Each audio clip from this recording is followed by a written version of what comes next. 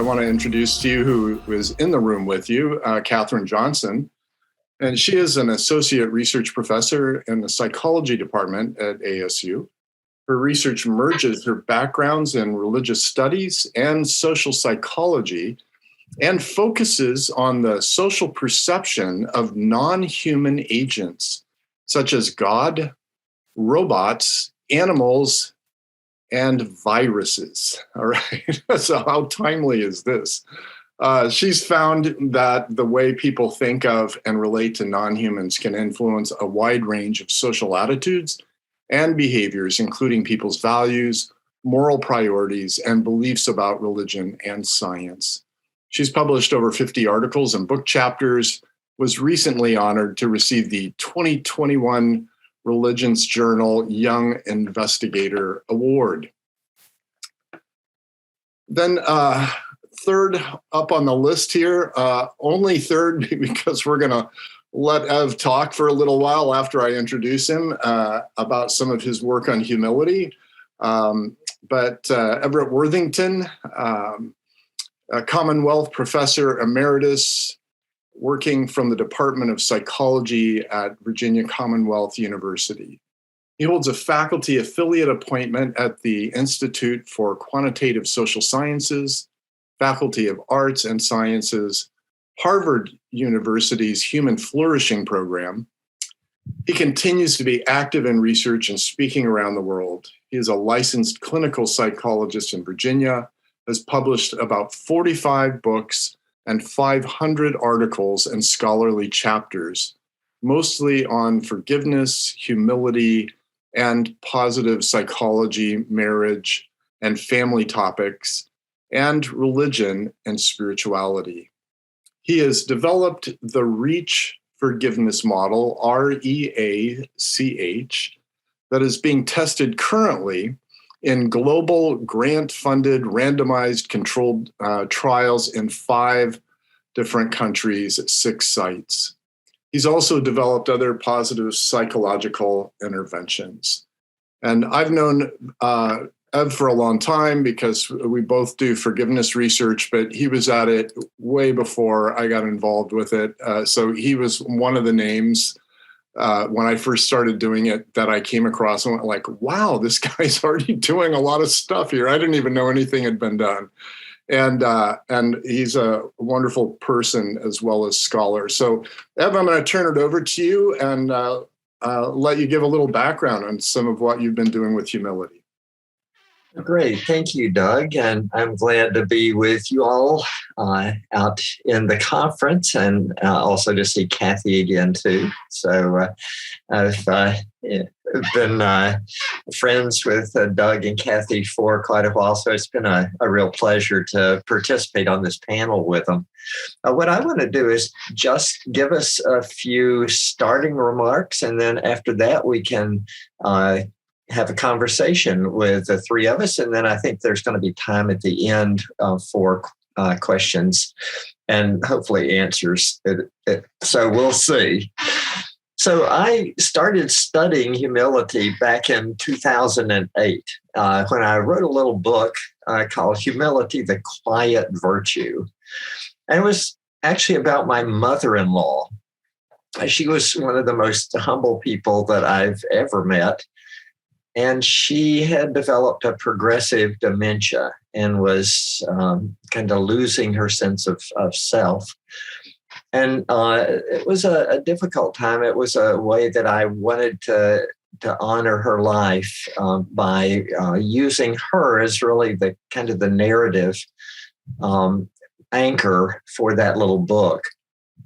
So the problem with studying humility is, I'm sure you can just intuitively know, is that self-reports of humility may be true, but they're very suspicious. You know, you get somebody saying, I am the most humble person that I know, absolutely, bar none.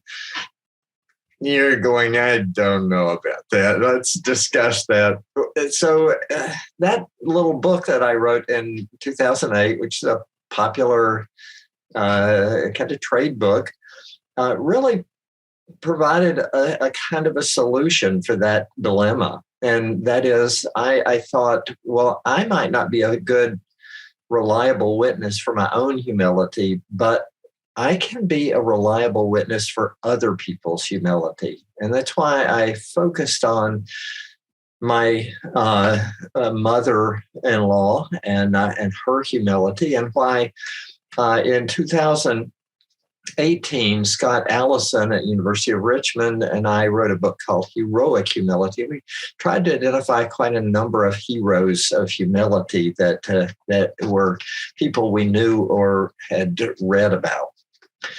Well, that little book got graduate students that were collaborating with me excited, and people like Donnie Davis, Josh Hook, Daryl Van Tongeren, Caroline Levelock Bratney, and Brandon Griffin.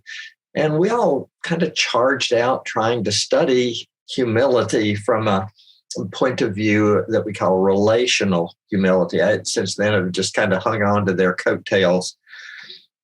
So by now, it's probably, that book was 2008. So, wow, 14 years.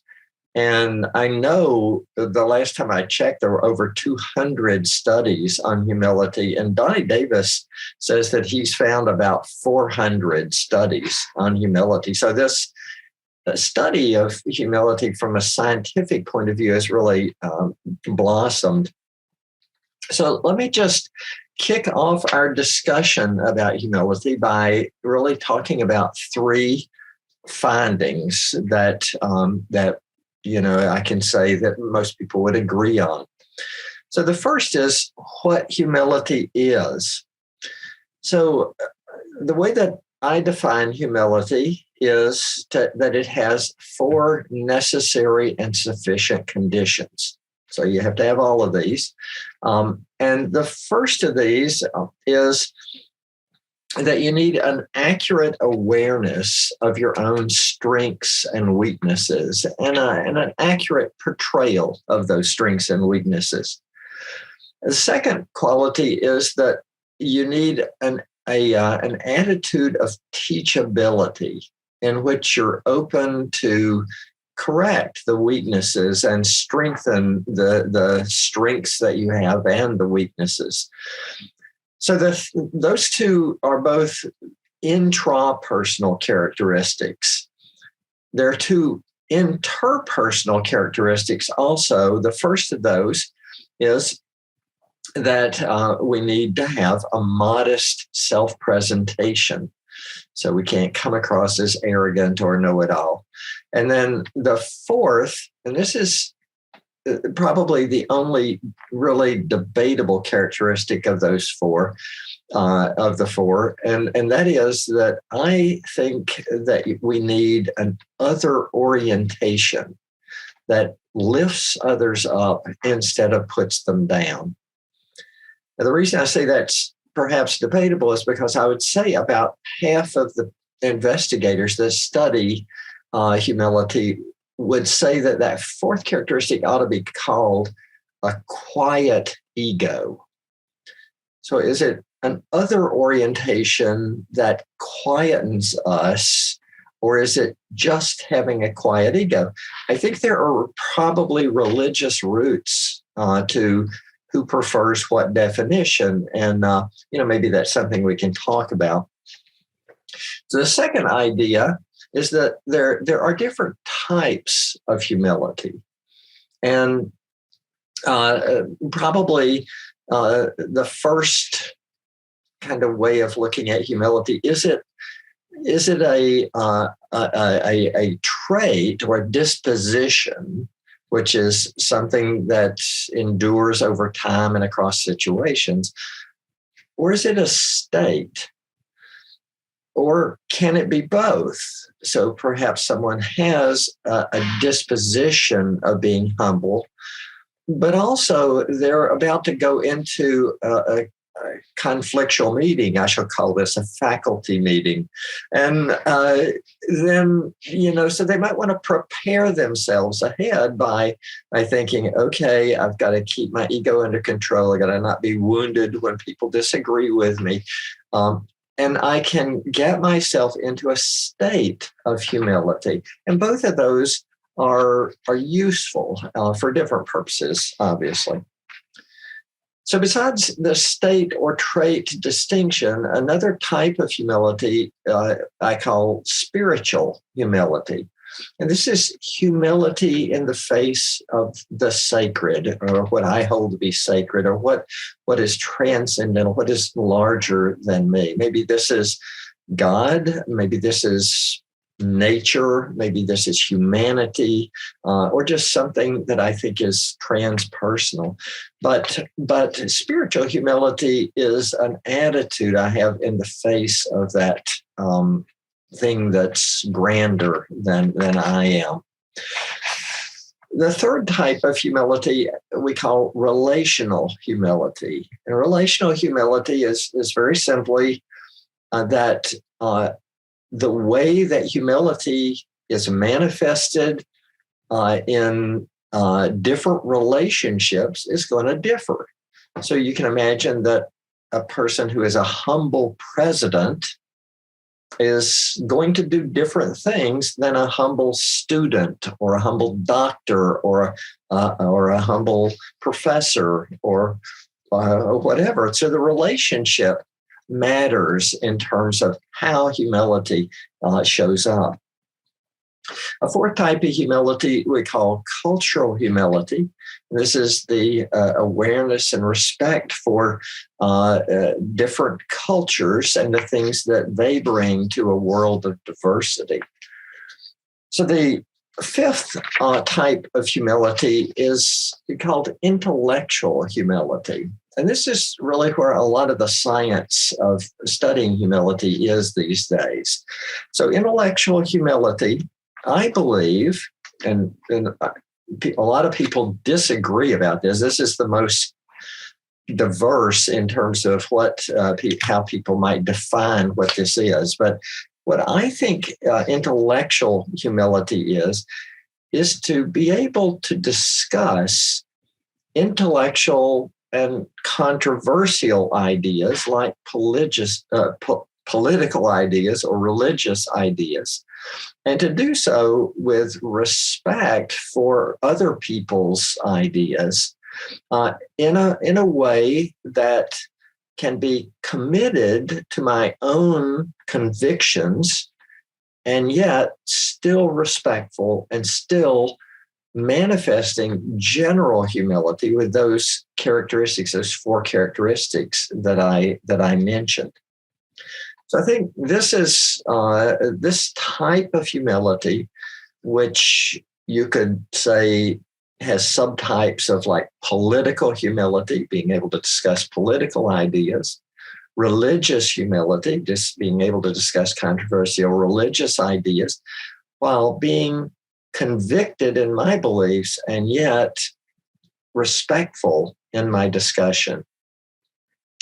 And I think that why is intellectual humility so popular today? I think that's an interesting question to discuss. The third idea is much more simple than the other two, and that is, can we be more humble? And if so, how would we do that? Is that going to come out of religion or philosophy? Is that going to come from psychologists?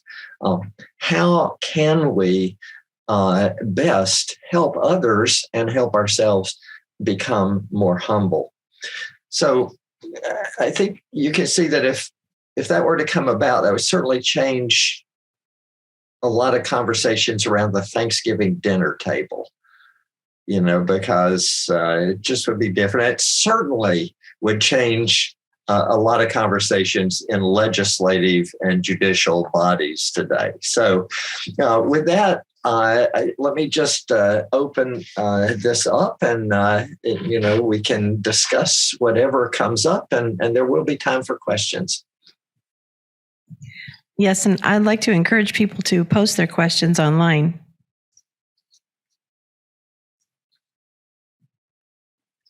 Ev, can you follow that up a little bit with, you're talking about that there's an interest in humility and increased interest in it, and you read humility as often as one of the virtues in various different readings, all the way back to Aristotle and such. But is there research that shows that being humble actually has some type of relational benefits or benefits as people groups try to interact, or politically, or what does the literature look like that way? Yeah, I think that there is a lot of research on the potential benefits of humility, and I think most of it supports social benefits. So as you can imagine, if somebody is acting in a way that puts other people off, then that damages a lot of relationships. So we've done a number of studies on couples and the way that they communicate. And, we had tapes of 68 couples that we watched in detail. And you would see, the guy or the woman, but the woman would be talking and this guy would go, and just be rolling his eyes and throwing his head back, and and just like, okay, well, I'm going to go out on a limb and make a prediction that kind of behavior is not going to enhance the relationship. It's just a hunch. But so there are a lot of well-documented social benefits and also mental health benefits. So there have not been, and I might say the social benefits are kind of captured under what we call a social buffering hypothesis and a social oil hypothesis. That is, humility oils social relationships, and it also buffers against disagreements and against stresses and strains in the relationship. So the social benefits are well documented. Mental health benefits are well documented. Not so much the benefits of physical health at this point. So not many people have investigated that. And spiritual, a lot depends on the theology that or philosophy that a person has. So it turns out that philosophy is not the greatest advocate for humility. That there's a tradition of Locke and Hume, and saying that this is a wussy virtue. I don't think they actually used that word, but that was certainly the implication. And Aristotle was really, he says, no, magnanimity. Being greater and grander and magnanimous, that's important, not humility. Humility comes into play with Christianity, and that really is kind of the start, and it goes off in two strains, really, the philosophy strain and the religious strain. Well, Ev, I think your very first point was really important in this regard, because what you said was it's important to be humble, not just to be self-deprecating or self-degrading, but that you have to realize your strengths and your weaknesses. And so you can realize what you are good at. That's fine. That doesn't make you less of a humble person. But what makes you humble is that you also realize you don't know everything, and you have an inquiring mind. You have that teachability that was, I think, your second point. And so I think that's really an important point about humility that maybe is lacking in thinking about how, you should be. Self-esteem is also a very important trait to have, but self-esteem can still be humble, right? Yeah. And, I think that, I can't improve on that. That's just a perfect statement there. So I'm intrigued by the phrase that you used, convicted civility, and in a day and age where we're experiencing a lot of polarization, and so people feel very strongly about the ideas that they have about certain ideas, whether they're religious or political or otherwise, even cultural. Right. So how do we hold our beliefs with conviction and yet engage in some way in dialogue? Like we don't end up destroying each other in this process. Yeah, I think for me, our attitude is a respectful attitude, even if I disagree with the other person. Can I be respectful? So the way that I thought about this is a lot like philosophy of science, that we hold some ideas as very core ideas. And those aren't really subject to a lot of modification because somebody disagrees with my core ideas. But we actually have a lot of ideas that, I read it in the paper, but I'm not really highly committed to it. And so, I can be very open to those and to the mid-range ideas in terms of centrality to my person. And those, I can be, open to change and to listen to, and, and even the core ideas, I can say, well, I understand you have some very important core ideas also, and I disagree with those, but I respect your right to have those, and and I see that they have merit. Fabulous. I since we both do forgiveness work, I see forgiveness as there's a humble part of forgiveness where when you've been hurt, and then you work to try to understand the person who's hurt you, and not to excuse their poor behavior or hurtful behavior, but to try to understand a little bit of how they possibly got to that particular place. And I see that as a humble stance, as opposed to how dare you, and pointing at you, and and you're going to have to earn your way back into this before I ever forgive you kind of approach. So what you're talking about, for me, seems to apply in that context as well. Mm-hmm.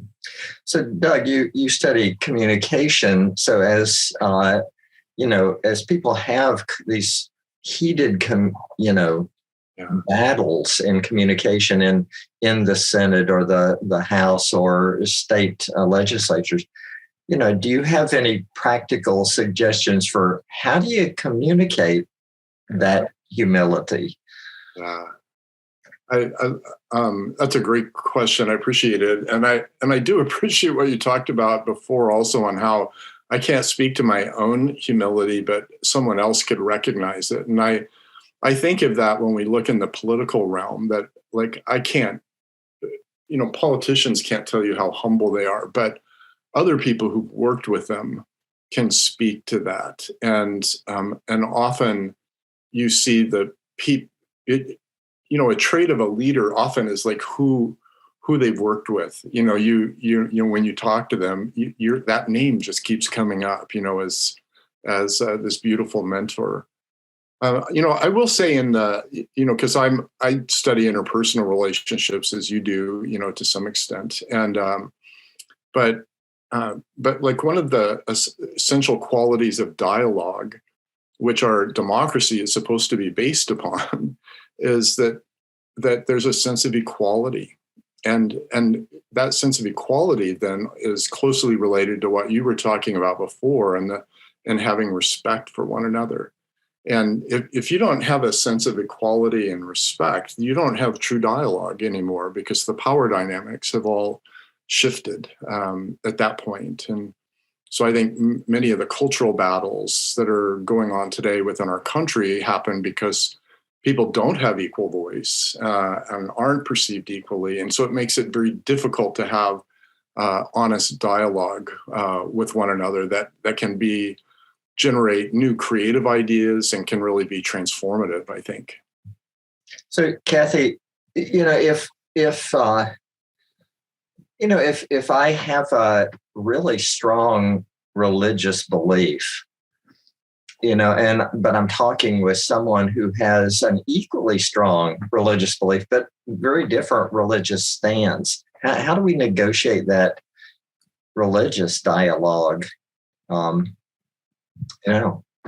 Well, that's my main area of research has been the psychology of religion. And so I have had a lot of experience with that, actually. I think that what's really important is that we realize that everyone is trying to become close to the transcendent. Every religious person does want to become close to God. And one of the things that I've studied a lot about is how people imagine God in their own mind. No one's really ever seen God, at least none of the people that I have talked to have seen God.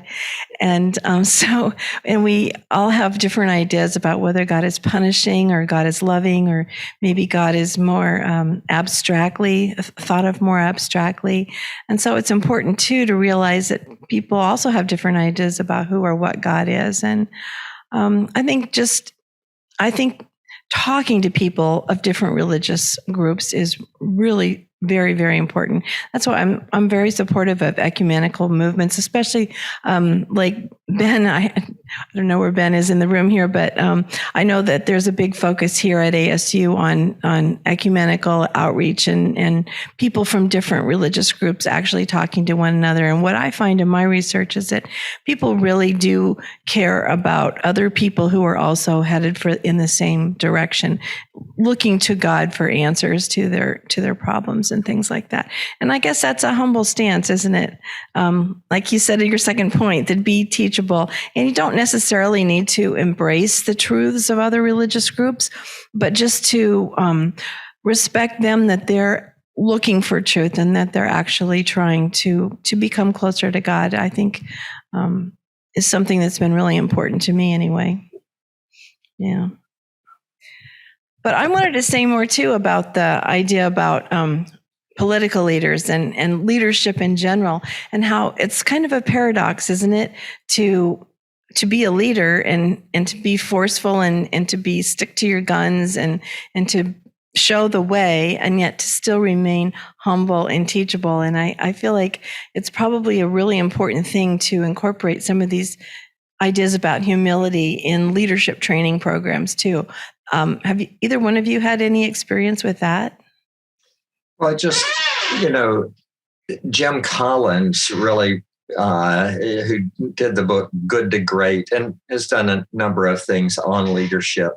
One of the characteristics that he found that separated the great leaders from the good leaders was what he calls level 5 leadership, which boils down to humility. It boils down to taking an interest in the people that you are leading and being respectful, listening to them, not being a Casper milquetoast that whatever you want, I'll do, but to make sure that they're heard and that they feel valued.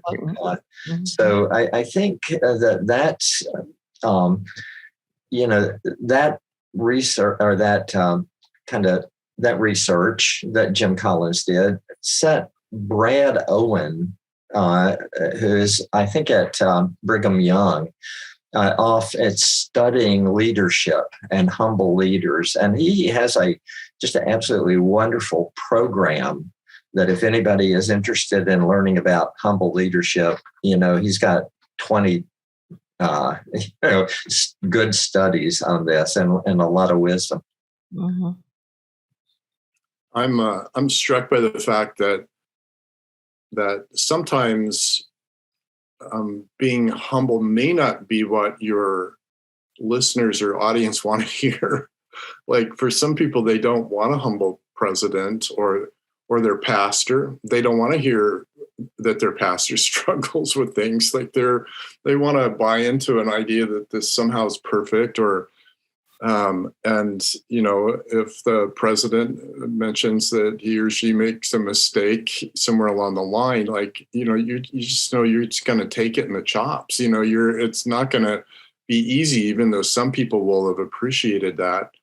So I wonder how our ability to be humble is influenced by who we're being humble with, to an extent. I mean, maybe a trait and state characteristic, but in terms of the communication of that, how it's shown to others, does it change by who we're with?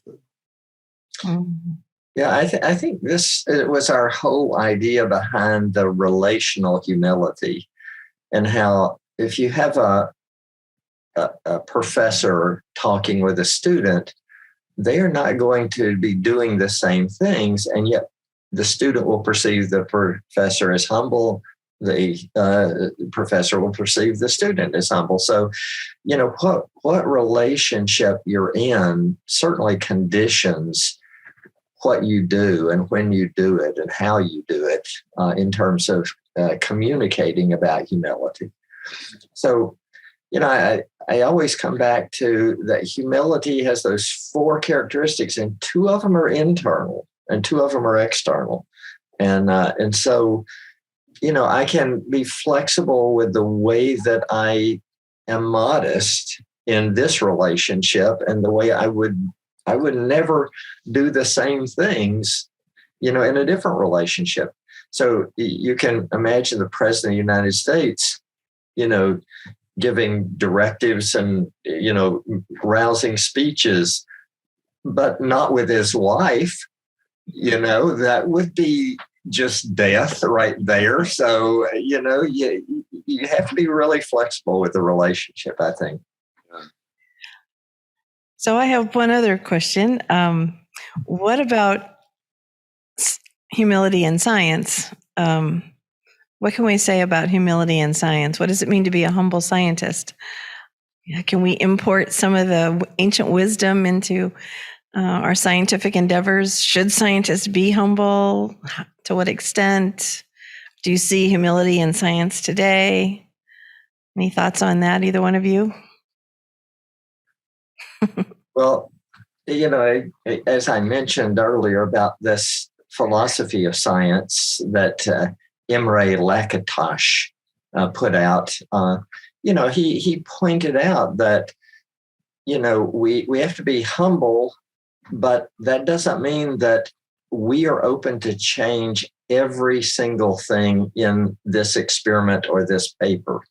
If I have a theory and it's been supported by hundreds of studies, and I do an experiment and it doesn't come out the way that I hypothesized, I'm not going to overthrow that theory, but if this is a peripheral finding or even a kind of an important finding, but not core, I'm much more open to changing that. So I think that attitude is important, that it's not kind of all or one. If I'm humble, I do this always. So I think we have to have flexibility. It seems like that's my word of the day. Flexibility? Flexibility, yeah. Yeah, that's when I came out of a program where we were taught, that if your hypothesis was supported, you never talked about something as being true. Well, then this relationship's now true. It's just my hypothesis was supported in this particular context with this particular measurement instrument, with this particular sample, with this, right? And then, so you have some robust theories like cognitive dissonance theory that's been around for a long time and pretty robust and would be pretty amazing if somehow that's just overturned at some point. But, you never know with all the neuro work that's being done with the brain and other things, maybe all of that will be reconceptualized at some point. So I really love taking that kind of perspective where I'm like, yeah, like I know about this here, and I can do some speculating, but I think a lot of the work that I've done, because I haven't done as much, I've done data-driven work, but not as much as like Eva's done, and I don't know your work as well, Kathy, but it sounds like it. A lot of it's just sort of heuristic. Like I'm looking at the work and evaluating things and talking about it, and then wondering what this looks like. And so just kind of spinning things out for people to keep looking and looking at different nuances that, like our forgiveness work, and we five forgiveness granting strategies or something. And simply because 3 of them are associated relationship satisfaction doesn't mean that I now conclude that those are the ones you should use. We don't know that, right? There's a whole value system that you have to bring to determine how you're going to approach forgiveness. Our research can't tell you that exactly. So I like holding our findings somewhat humbly that way. I think they're useful for people, but I'd prefer them to stimulate conversation than for somebody to go, I got it, okay, this is how I do it in every one of my relationships now, One thing I'm really encouraged by, which can be personally aggravating at times, but nevertheless, I'm encouraged, is we have this replication crisis in psychology. And some of these classic experiments, you throw out to 20 labs all over the world to do the same study. And then a lot of these classic studies have not been shown to hold up under replication. And I'm glad that psychology is taking it seriously in terms of, are you going to be able to replicate this, which our philosophy of science says, yes, we should be open to that. And the open science movement, where we make our data, available after an embargo period, perhaps, but we make it available. And so that others can go in and analyze the data and not have the same biases that we have, and use our data and find something that maybe we would not believe. We would wish had not been found, but nevertheless, we're open to that. So those are, I think, encouraging signs, for me in terms of our profession.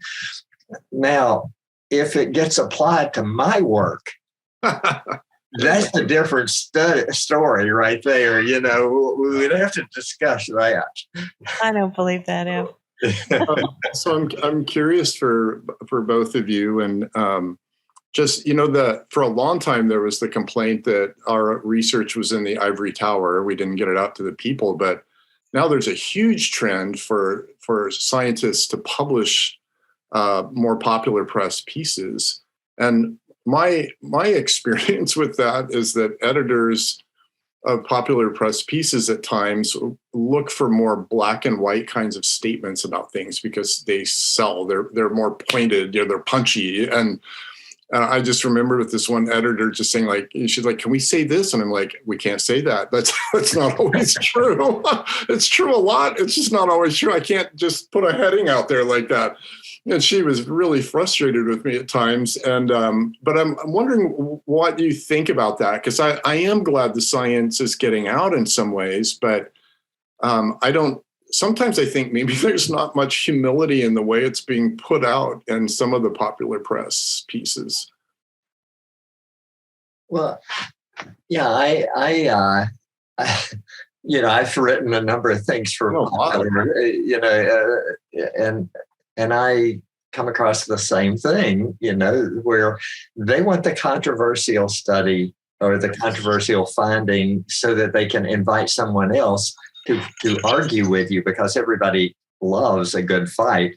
So they have a different agenda, but that's fine. The beauty of this is that science is just one, thing that, one discipline. And getting it out where people can have a public dialogue about it, I think is important, because the way that the science gets used is really a matter of public values and the grouping together of public values. So, we can say, here's what the science shows about masking. Here's what the science shows about boosters, but that doesn't mean that the only thing we ever listen to is science. People have different values, and masking is going to have economic consequences, and it's going to have other consequences. And so what do people value? And it turns out Democrats and Republicans value different things, and China values different things than, countries in the West. And, well, great. They will have to make their value-laden decision, and science will play a role. And, I just can't think that, oh, well, this is science. This is God. No, this is science. That's one voice. Yeah. Well, that reminds me, and I think we're actually out of time, but We're set to go. We're set to go. We're set to go. We're set to go.